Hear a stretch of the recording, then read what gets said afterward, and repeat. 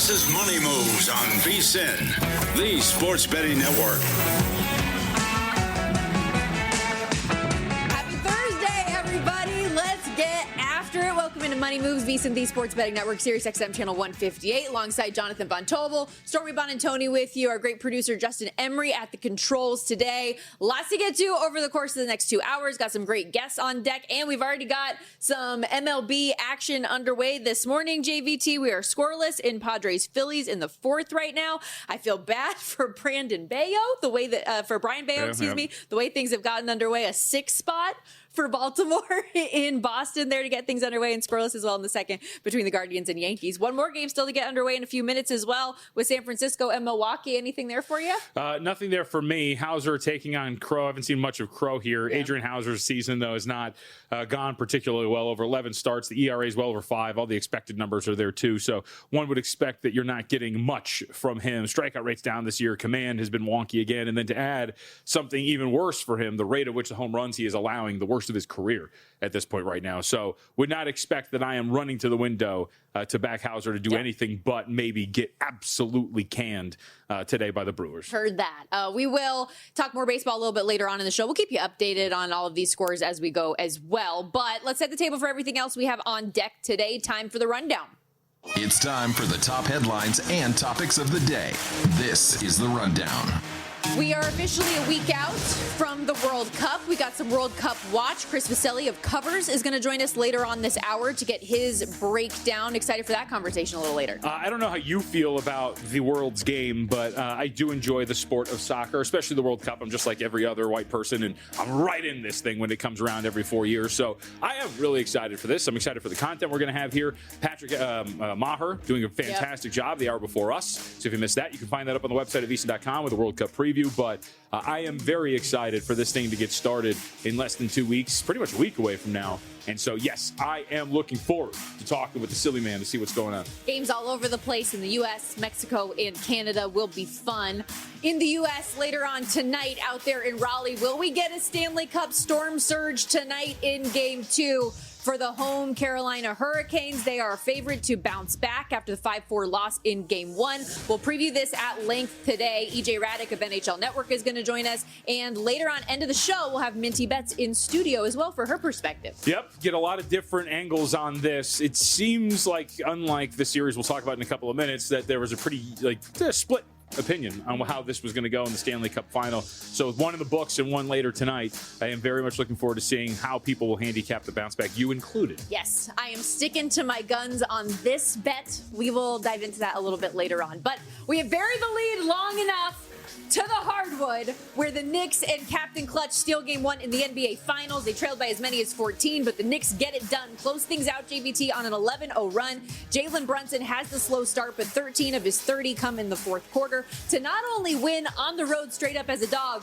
but to win by double digits in this spot.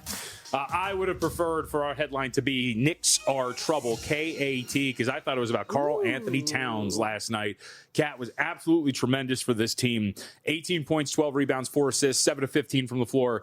Jalen Brunson does not get to close that game out yesterday unless Karl Anthony Towns is Karl Anthony Towns. But regardless, we'll get into individual matchups and everything that happened. It was a great performance from New York. They're down by 14. You're thinking, or at least I am, okay, maybe this is it. We had talked about them not playing a defense that had really mattered up until this point. Maybe you're about to run into a brick wall here. Your offense is having some trouble. Nobody's really shooting the ball well. Brunson is all over the place, and maybe he's a little dinged up. Maybe reality is about to set in for this Knicks group. They do not go away. They do not say die. And they are a tremendous story. They're a fun watch and are up 1-0 in the NBA Finals. Real quickly, that's an interesting wrinkle and layer to the whole Brunson thing, too, for him to come out in the fourth quarter the way that he did after not only the slow start, but the injury stuff and all of the questions that you're just waiting on pins and needles to get that report from Lisa Salters on whether or not he's going to come back after going to the locker room, all of that stuff. Fortunately, everybody's healthy. Everybody's all good. Now to go back to Karl Anthony Towns, because you are dead on not only what he was able to do from a double-double perspective, but defensively as well. As the primary defender on Victor Wembanyama, held him to just 10 points, 2 of 12 shooting from the floor. Of the 12 shots that Wemby took, only 4 were from within 10 feet. Look, that is so. There's a lot of troubling signs, I think, for the San Antonio Spurs coming out of this first game that are going to bother them, I think, down the stretch here. But to me, that was one of them. Is Karl-Anthony Towns, the way he played defensively, the way he played with his girth and his size. I mean, seriously, it bothered Victor Wembanyama when we talked about this yesterday. There was going to be times when smaller, more demure players like a Julian Champagny were going to be forced to defend Karl-Anthony Towns. And Stormy, what did he do? He just backed him down into the paint, used his size, got offensive rebounds, short shots. It was a really good performance from Karl-Anthony Towns, and it played into the way that Wembanyama played. I mean, he wasn't efficient. He didn't play well. In fact, we could set this up, too, if you want. Like Mitch Johnson yesterday talked about this with Wembanyama and the slow start, and he gave Cat and the Knicks credit for the way they were playing him.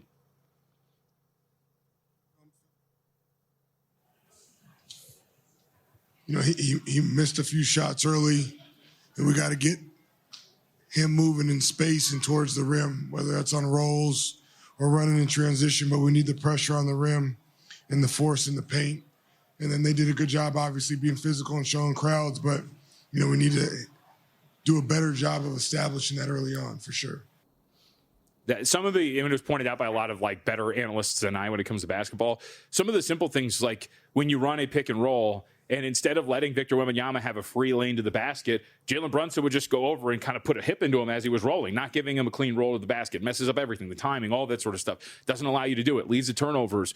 Like they were, and Mike Brown deserves a ton of credit for the way that he coached this game too, but they were great yesterday, man. There was a very tenacious, is the word that I use, performance from the Knicks. So, Wemby, when you look at the just standard stat line, 26 points, 12 boards, 3 blocks, it doesn't look bad. But then when you put it into context like that, and then with the 15 of 21 shots missed, you mentioned the turnovers, a game-high 6 for him in this game, 4 more turnovers than assists. And for a guy like Victor Wembanyama, you want to get into a rhythm. He did also, though, say after the game, big picture in this series, he wasn't worried about his performance.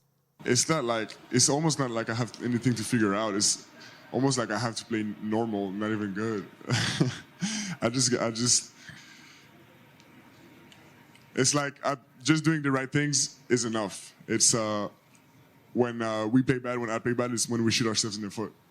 It's this is why I'm not worried. It's we're going to be so much better. I'm going to be so much better. So with that, will he and his team bounce back in game 2? They're 5.5-point favorites to do so. Yeah, well, here's the trend for you, which is teams that lose game 1 at home bouncing back in game 2. 86-25 straight up, 67-43-1 against the spread since the 2003 postseason. So the bet usually is team that loses at home in game 1 bounces back very, very nicely in game 2. Having said that, and I like to, we talked a little bit about this. We'll talk more about it when we talk about game 2 of the Stanley Cup final as well. I am not a fan of increasing the probability of a team winning a game just because they lost the first game, even though history says that it's been a very dominant trend. And if there was a team that I think would come in and be good enough and focused enough to not really fall down in a spot like that, it would be this Knicks team. They have come back from double-digit deficits with regularity. Did it again yesterday. They don't go away. They're not a team that lies down. They're very well coached. There are certain little other things that the Spurs don't seem to have right now. Maybe we'll find out if they make some adjustments that they can't really pick at one of the bigger weaknesses that the Knicks have, which is Jalen Brunson defensively. I think this Knicks team is just solid enough to maintain and be not spot proof, but at least proof in this spot here in a game 2, especially if we're going to get more. Like if this is going to get to 5.5, 6, I'll take 6 with the Knicks in game 2. 12 straight wins now for them, have not lost since, as we mentioned yesterday, day 1 of the NFL draft, which is crazy to think about. 7 straight wins now on the road, all of which that have been by double digits. And with that, in terms of the series price, we go from talking about how much the Knicks were getting played as a dog to now being minus 140 favorites in the series. Now, when we were going in, your initial pick on this series was Knicks in 7. That was the thought. But you said if this price on San Antonio continued to get driven down, you might think about getting a cheap price on the Spurs. Now they're plus money, down 1-0. Are you intrigued in any way in potentially betting San Antonio? No.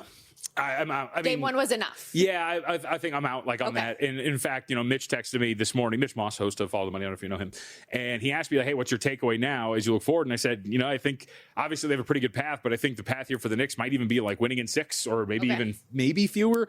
I do wonder about a lot of different things. Karl-Anthony Towns is not going to lose 70 pounds between now and the next game. He's not really going anywhere.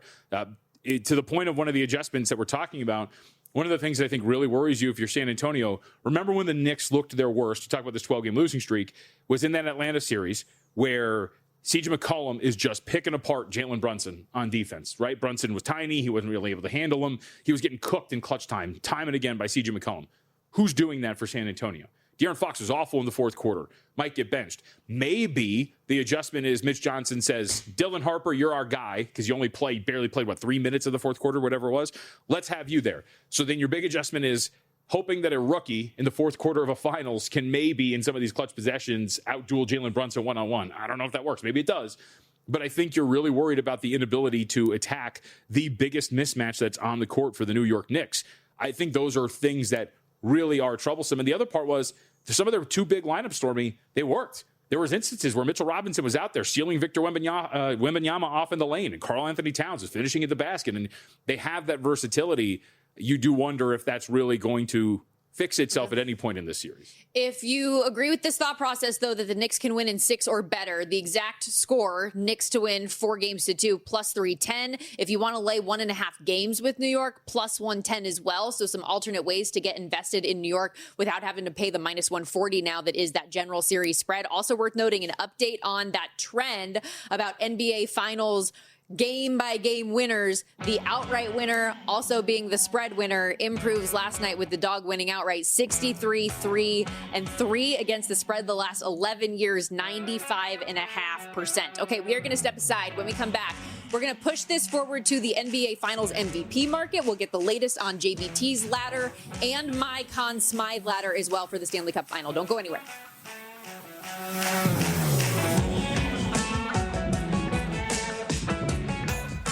So you're listening to this podcast because you want an edge. But what if I told you you're only halfway there? You've got the mindset. Now it's time to get the toolkit to match. Here's the thing. Pro bettors spend thousands on data and tools. But what they don't want you to know is that you can get the same edge for a fraction of the cost with VSiN Pro.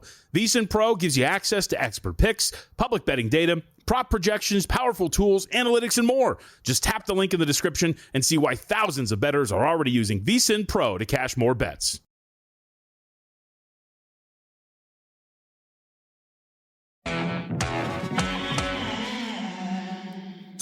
You're watching Money Moves here on VSiN, the Sports Betting Network. Such a fun time of year right now with the NBA Finals, Stanley Cup Final, and it's just going to get better and better as we go. VSiN Pro can help you bet it all. For a limited time right now, you can lock in our early bird pricing on our football season special as well for just $175. The sooner you sign up, the more value you get with full access to everything we do across every single sport through the Super Bowl. So that means, yes, cover through the finals, the Belmont Stakes, MLB, all season long, plus early access to our 2026-27 NFL betting guide that comes out later this month to help you attack futures, win totals, division, races, and everything for the upcoming season. That's a tough thing for me to say for whatever reason. But get this as well. Daily best bets, real-time bet splits, AI-powered prop projections, and so much more. VSiN.com/subscribe is how you can come join us on a full-time basis. Again, VSIN.com/subscribe. Stormy Buonantony, Jonathan Von Tobel with you. And as we were talking about last segment, Game 1 certainly delivered with the NBA Finals last night. Knicks end up getting it done by double digits late, a late surge for them despite being an underdog. And with that, things have shaken up a little bit on the odds board for who's going to be NBA Finals MVP. And it's different for the NBA Finals versus the Stanley Cup Final, where Conn Smythe is an all-encompassing postseason award. For the NBA Finals, it is just about this series, who delivers on a night in and night out basis. How have things changed for you? All right, throw it up. So here's the thing. I don't care what you're going to say, okay? Karl Anthony Towns is the leader for Finals MVP after last night. No, I don't care that Jalen Brunson had 30 points. And this is a ranking, by the way. This is 1, 2, 3, 4, and 5. So this is how I view this at this point right now. A little out of order in terms of, you would think, the way it should be. But this is not it. This is the true Finals MVP ladder. The most likely candidate after Game 1 should be Karl Anthony Towns. 18 points, 12 rebounds, 4 assists, okay? On the surface, the stat line is great. Gave you a double-double. He played fantastic defense. You have the stat again in front of you against Victor Wembanyama. Karl Anthony Towns is a primary defender. 2 of 12 shooting. 2 of 12 shooting as a primary defender. Used his big old butt to use that weighty girth, move him around, make him uncomfortable, scored at the basket. It was absolutely fantastic. This Knicks offense was awful for 3 quarters, save for one man who kept them afloat, and that was Karl-Anthony Towns, especially in that third quarter. He played extremely well. Jalen Brunson does not get to close out that game unless Karl-Anthony Towns is playing the way that he is. Mike Brown, tell me more about Karl-Anthony Towns last night. He was amazing. I mean, the double-double was huge. He came up with some timely buckets for us. He's a problem. You put a small guy on him, he's got a chance to offensive rebound. You put a big guy on him, he's got a chance to pick and pop and go around guys. So we got to just keep trying to move him around based on who's guarding him throughout the course of the ball game. But he was huge for us with his double-double. And they did it. It was a brilliant job. Champagne's on him. Let's go down low. Wemby's on me. Let's go out top. They were fantastic. So Karl-Anthony Towns, this is the whole point here. He is my number 1 on my ladder. He is 12-1 at FanDuel. That's the play. These are the 2 places I can find these prices up right now. I, again, think he is still worth investing in at that price, 12-1 if you don't have it. And this is what I was going to say. So he opened 18-1, right? Like 22-1. Okay, I saw on DraftKings, I thought yesterday. I thought you saw on Best Bets yesterday that I had him at 22-1 because we discussed this. It was at MGM and at FanDuel. All right, you got a better number. But I'm saying DraftKings specifically was at 18-1, I believe, yesterday. Sure. Okay. So for him to only be down to 11-1 after that performance, yes. I find interesting. Third on the board, Jalen Brunson is odds on now, -105. Victor Wembanyama, +125. Jalen Brunson's number 2 on my list. Thank you very much. I'm telling you the odds board. He's number 1 on the odds board, not on your list. Well, you said 3, so you're all over the place. What? You're. Let me do my ladder, Stormy. Hold on, relax. What I'm saying, Karl-Anthony Towns is third on the odds board. All right, there we go. Jalen Brunson is odds on at -105. Okay. Victor Wembanyama is second on the board at +125. Towns 11-1, OG Anunoby 70-1, and it just gets longer and longer.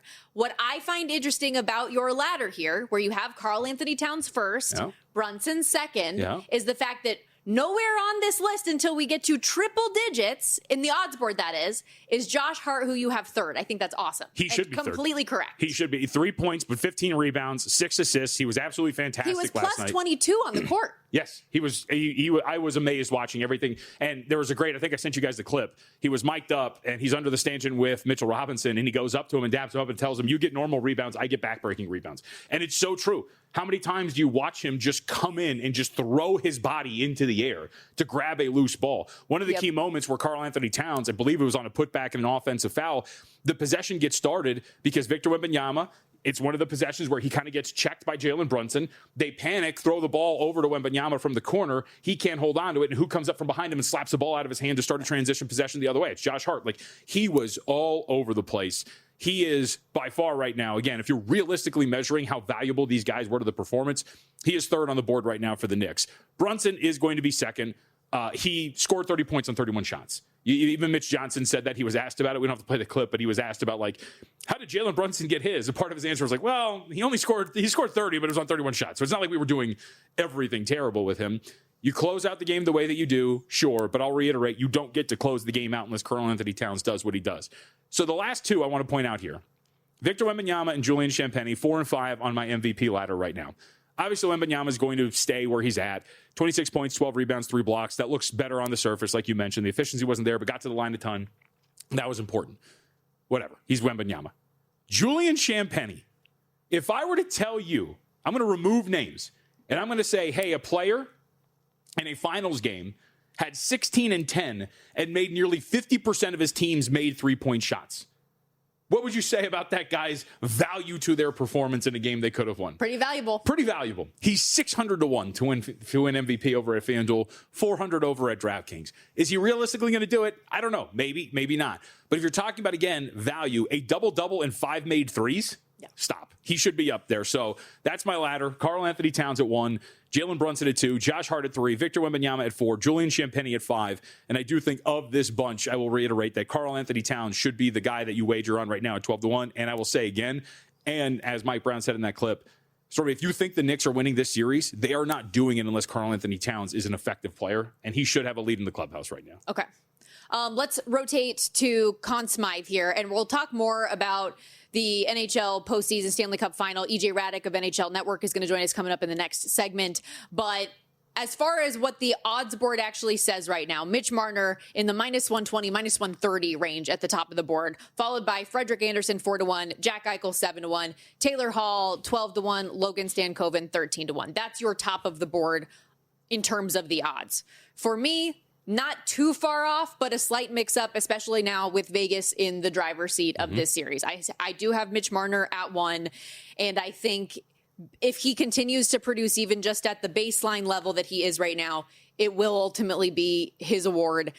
He has a 3-point edge on any other player in the postseason. 7 of them are goals, highlight-worthy plays all over the place. You look at that behind the goal assist he had to William Karlsson last game, paired with the end-of-game, game-sealing block, primary assist on all these shorthanded goals. Like, he's had some masterful moments, and that's not even including I think he had more goals in closeout games the first 2 series of this postseason than he did in 9 years in Toronto, right? So there is narrative up the wazoo for Mitch Marner to ultimately get this honor. But Jack Eichel is very clearly number 2 here. And at a 7-1 to 10-1 price that's available at FanDuel right now, I think that is very realistic. He could break off for a hat trick at any point. And that's the thing that he's been missing is the goal scoring. He has been a fantastic facilitator of the puck throughout the postseason. He's got a little bit of narrative on his side too, because he very easily could have won Conn Smythe a couple years ago when Vegas won the Cup, but Jonathan Marchessault was just a goal scoring fool all over the place and overtook that honor. So I think there's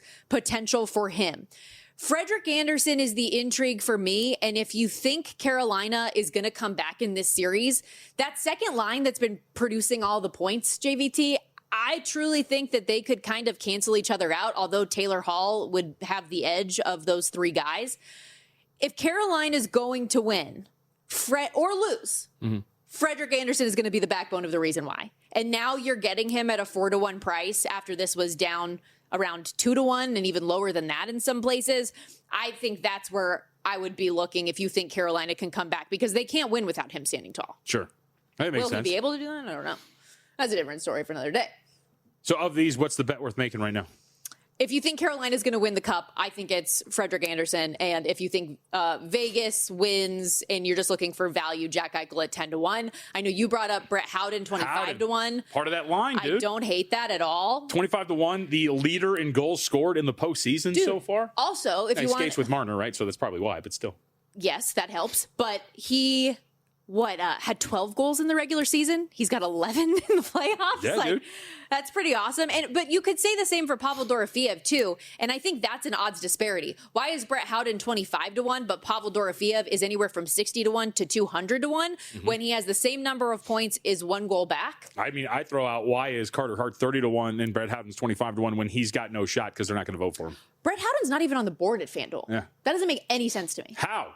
How, Den? That is the question. Houseway. Okay. I was going to say Houseway instead. Okay, I guess that's fair. But Pavel, too, he was the best goal scorer in the league on the power play this year. If the power play can get through this Kane's penalty kill and he's a reason why, those odds shouldn't be as long as they are. I'm not going to say he's going to win, but 200-1 out there, I just don't understand that number. Okay, EJ Hradek is going to join us coming up after this, get his perspective on Game 2 and the series at large as the Stanley Cup Final rolls on. This is VSiN, the Sports Betting Network.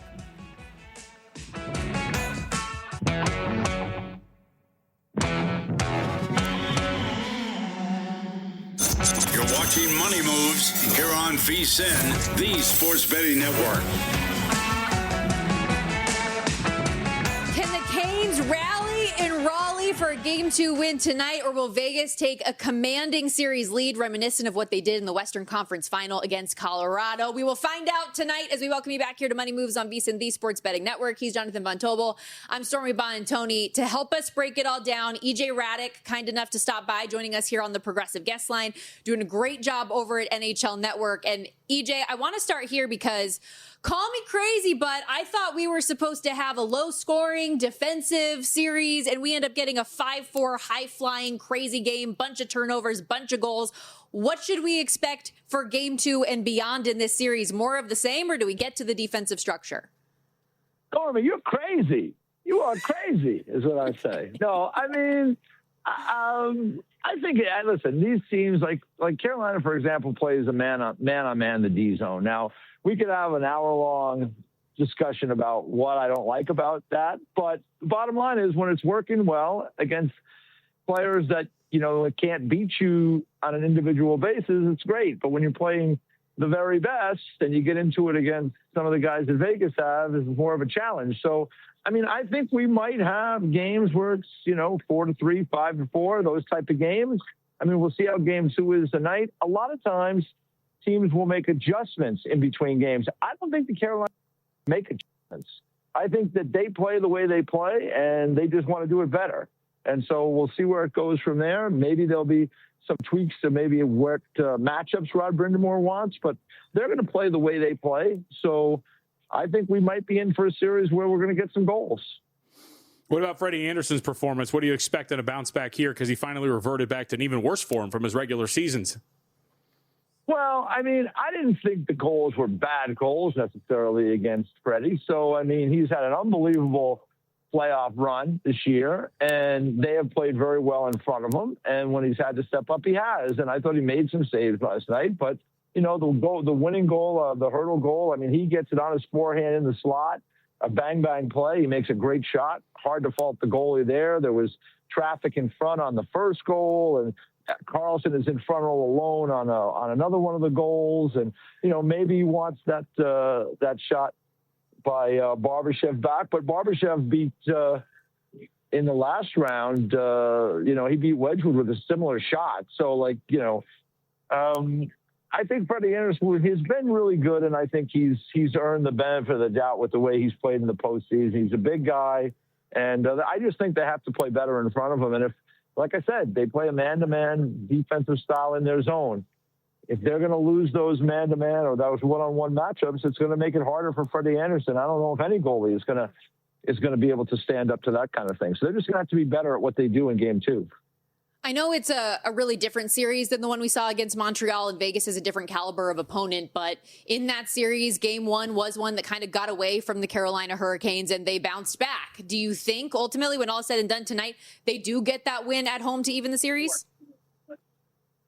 Well, I think I think all these games, especially when you get to the final, Stormy, they're all individual games, and the teams, I think, look at it that way. So, it's really, really important for Carolina to win tonight. That's why I thought it was really, really important for Carolina to win game 1, because, they're at home, and even though, teams on the road have had a lot of success in this postseason, I don't think you want to be in a situation to lose game 1 at home, particularly in the fashion they lost it, blowing a 2-goal lead, and then now have to, in a kind of a must-win situation tonight. So Vegas doesn't seem to be bothered or rattled by anything. I think Carolina will have more of a push for sure. But, how much more of a push can they have? They had a 2-0 lead. They had a lead 30 seconds into the game the other night, and they had a 2-0 lead in the game. So I think Carolina, it's shift-to-shift hockey right now. It's whoever's going to, minimize the mistakes, whoever's going to take advantage of opportunities when they get them. Carolina's power play hasn't been very good in the playoffs, and they weren't very good the other night.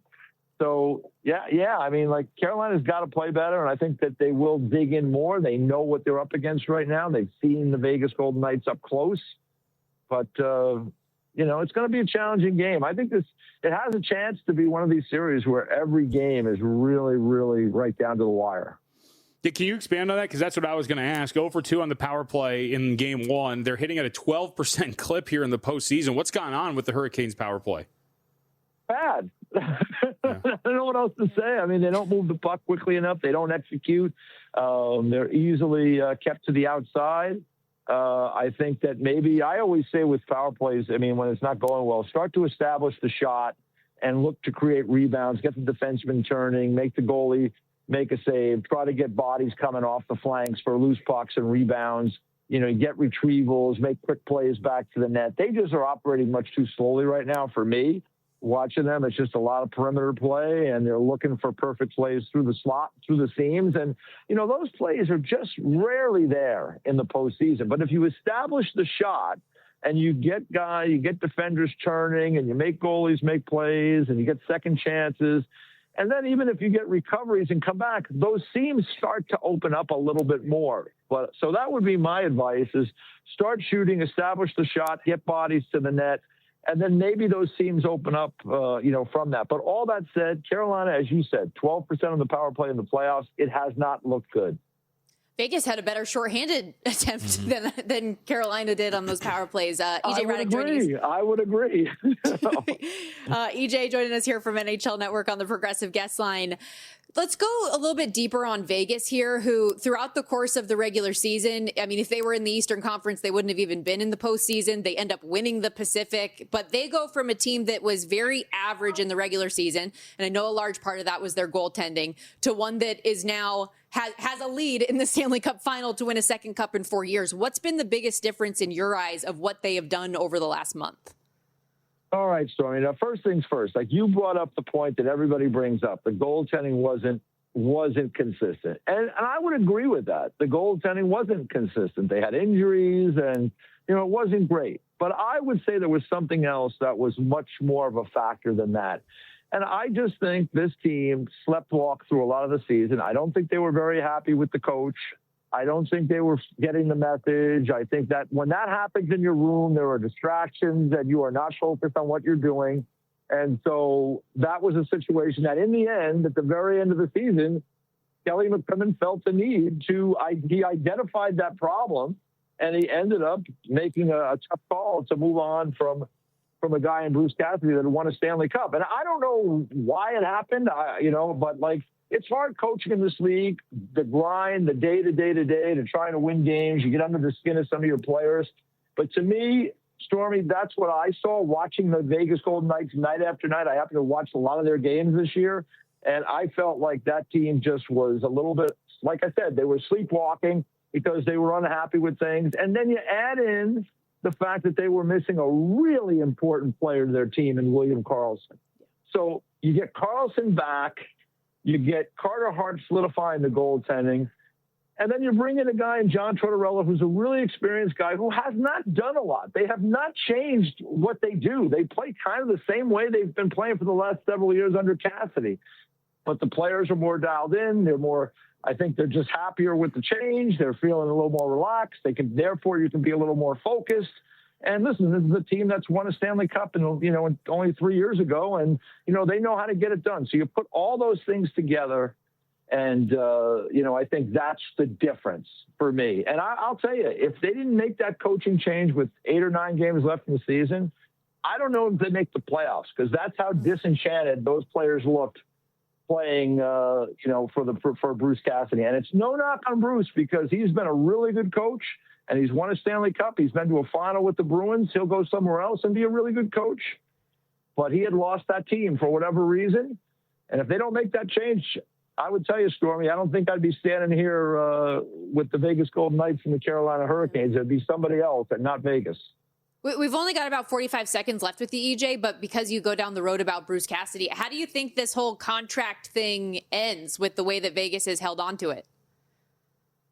It's a great question. I was originally of the mind that maybe if they were to win the cup, that, people have been more generous of spirit, and maybe they would allow him to talk to Edmonton. But I'm getting the sense that they will let Bruce talk to maybe teams in the East, but I don't think they're going to give permission for him to talk to teams in the West. And that is their right via contract. The league discussed it the other day. Bill Daly, the deputy commissioner, it's very much in their right to do it. It might be not something we see every day, but it's their right. So I get the sense now that, if Bruce wants to coach again, he better look at some of the addresses in the Eastern Conference. EJ, tremendous breakdown. Thank you so much for the time today. We appreciate it. Enjoy the game. You got it, Stormy. Take care. EJ Hradek, NHL Network. He is over there. He joined us live from the Lenovo Center, which still takes getting used to for me to say, by the way, because it was PNC Arena for decades and Lenovo for the last 2, and I still get in my own way. One point that he made there that I don't think is stressed enough for the Vegas Golden Knights in terms of their changes, and he said it, William Karlsson getting added back into the lineup, not just what he does as a fast and defensive 200-foot player, but his ability to allow Mitch Marner back to his natural position on the wing, too, coming in at center, I think has been massive for what Vegas has done here.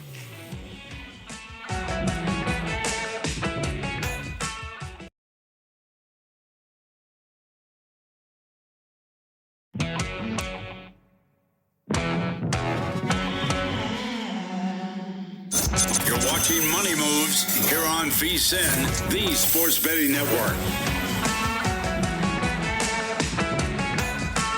The wait is almost over. The 2026 FIFA World Cup coming 1 week from today. Games across the U.S., Mexico, and Canada. We already mentioned it off the top. JVT more gassed up than anybody about this thing.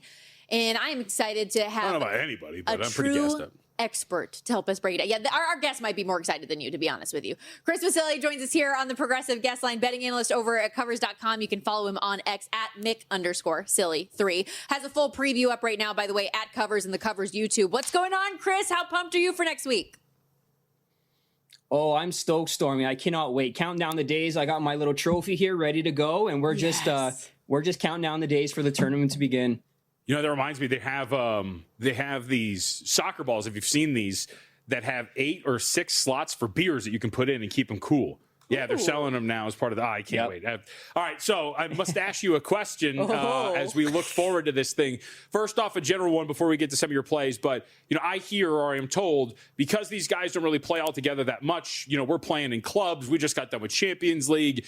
The quality of play and how that translates to the way these games should be bet. What are we looking at? Is this sloppy play? Are these low-scoring games? How does the somewhat new nature of these teams being formed affect the way they're played on the pitch? I was going to say the field.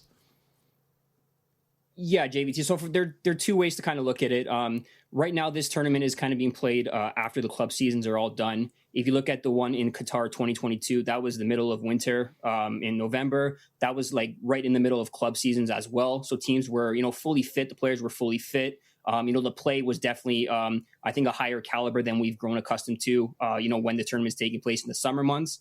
I think we're in for a little bit of a more sloppier type, cagier tournament this year, just based on timing and kind of, you know, the weather that we have with these outdoor venues this year.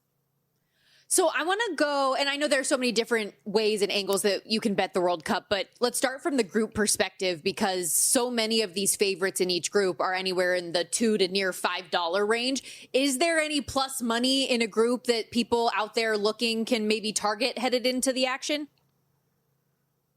Yeah, for a group winner, surprise team for me, I think I got my eye on is Ecuador.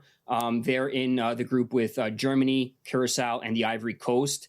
This is the team that finished second in South American qualifying ahead of the likes of Colombia, Uruguay, and Brazil. They conceded just 5 goals in 18 matches in that qualifying campaign. I don't care what confederation you're playing. That's an impressive stat. They have some good players up front that can score some timely goals for them. Germany and Ivory Coast are priced based on name recognition alone. And Curacao, unfortunately, they're just kind of there to make up that 48th team. No disrespect to them, but Ecuador is definitely one to watch in group stage play to win the group. All right, let's be homers here for a second. What is the fate of the Americans? Because they were dealt a pretty favorable draw with their group, no? Yeah, they actually were. I was on them, or I had a little bit more faith in them before the World Cup playoff kind of wrapped up, and we got that Turkey addition to their group. I do still like them to win the group at plus 137. I think we're getting a better number here with the addition of Turkey. You know, you look at this team, they have more talent than people want to admit. Christian Pulisic is healthy. He's coming off a good campaign for AC Milan this year. They got athletic players in the midfield. They're dynamic. They're quick. They want to run, and they can overwhelm opponents when they're kind of, playing their up-tempo brand of soccer. The biggest factor, home field advantage. Yes, they're going to be under pressure with, kind of the hosting the tournament, but I do believe the home crowd can definitely raise their level of play, and I do like him to win the Group D at plus 137. That group does seem to be like one of the few that has seems more wide open, at least on paper, in terms of the numbers, right? U.S. plus 140, Turkey plus 175, and Paraguay at 4-1. Who do you have winning it all when all is said and done? Yeah, so we're going to make a little bit of history here. I think we're going to go with Argentina as my pick to win the tournament, defend their title, got them at plus 800. I think the market is slightly undervaluing this Argentinian side for 2 reasons. First and foremost, the age of Lionel Messi. Yes, he's 4 years older. Yes, he's still in good form, but there's no indication that he's kind of slowing down as of yet. And they're just more structurally sound this year than they were in 2022, I believe. No team has won back-to-back World Cup titles since the late 50s, early 60s with Pele's Brazil. So there's a little bit of a rare feat, in actually defending the title. It's typically harder in the modern day. They landed in a favorable group with Jordan, Algeria, and Austria. They can win that group easily, build some momentum for the knockout rounds. and in the knockout rounds, they don't see another group winner until possibly the quarterfinals. So favorable path. I like them at plus 800 to get the job done and defend their crown.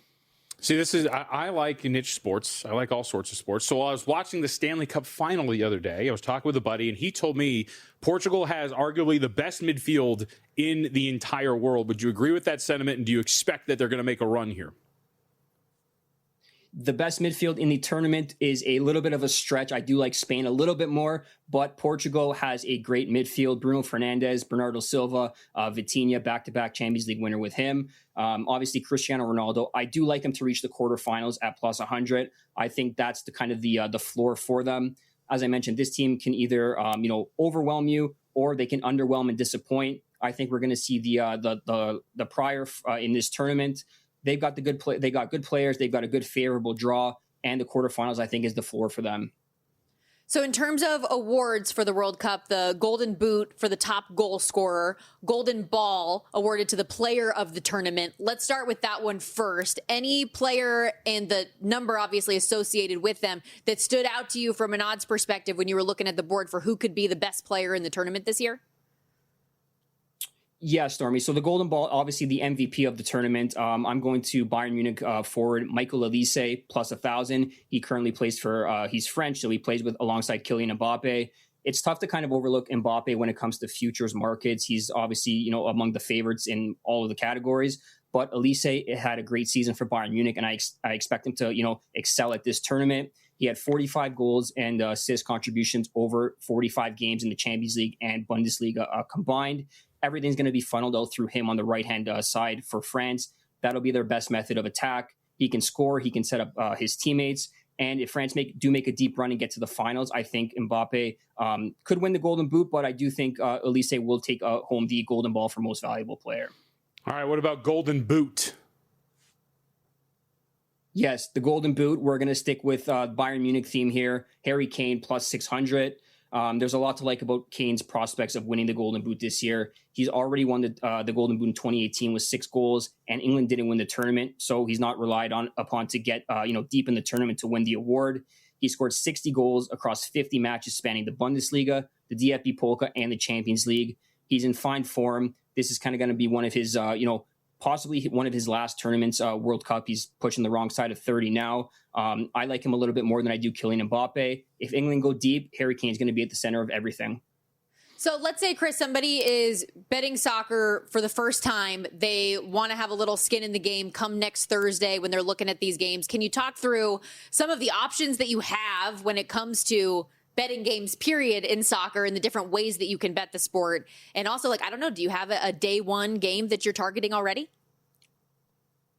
Yeah, Stormy. So with soccer, obviously the 3-way money line is kind of the big and, most popular way to bet soccer. Home, visitor, or the draw option is always kind of a bugger in there. But for the first day, I'm looking at the under 2.5 in South Africa versus Mexico. This is obviously the World Cup opener. It's in Mexico. Mexico are big favorites in that game, but they don't wow you offensively. They've only have 1.08 expected goals over the last 6 fixtures in all competitions. So I expect a very low-scoring, cagey type affair for that game. Under 2.5, minus 120 is the bet I locked in for the first match. Typically, you can play anything from sides, totals, to player props, shots on target, corner markets, kind of anything under the sun. Soccer's definitely had a boom in terms of the props available to customers looking to make a wager. Last 90 seconds with you, just real quick, because I saw this headline come down that Neymar is not going to be available for the last friendly. This Brazil roster, I've read that there's a lot of just controversy. Don't really like the build. Some guys left off. What do you make of Brazil, the way this roster is constructed, and the inclusion of Neymar? Yeah, so for Brazil, I think the inclusion of Neymar was warranted. Obviously, that injury, at the end of his game in Santos, kind of put some, dark clouds over his inclusion. But I do think Carlo Ancelotti is the guy to kind of get all these, these macho egos, under one roof and kind of, playing as a cohesive unit for the, 5-week span. I think Brazil is kind of one to watch as well. I think I have them making the quarterfinals at least. So yeah, Brazil can definitely turn some heads. Not quite the Brazil that we've known accustomed to in the early 2000s with their, flair and type of style of soccer, but they're definitely one to watch this year. Chris, appreciate you, and we will be bugging you as the World Cup goes on. Thanks for doing this. Perfect. Anytime, Stormy. Chris Vasile, everybody. Again, check out all of the work over at covers.com. He's also got an article up right now breaking down the stars with the most at stake in the World Cup for 2026. Really, really fun stuff. And as I mentioned earlier, up on the Covers YouTube, they do have a full preview and some additional best bets there. While we're here and talking World Cup, want to remind you, too, about the Splash Sports contest we've got going on that VSiN is a part of. $1 million guaranteed in the high-stakes Survivor contest. $1,000 to enter, $1 million on the line. You pick from the group stage all the way through the knockout rounds. Entries close on June 11th, though, so don't wait. Head over to splashsports.com/VSiN. Use the code VSiN while you're there. Must be 21 or older. Available in select states only. But again, splashsports.com/VSIN.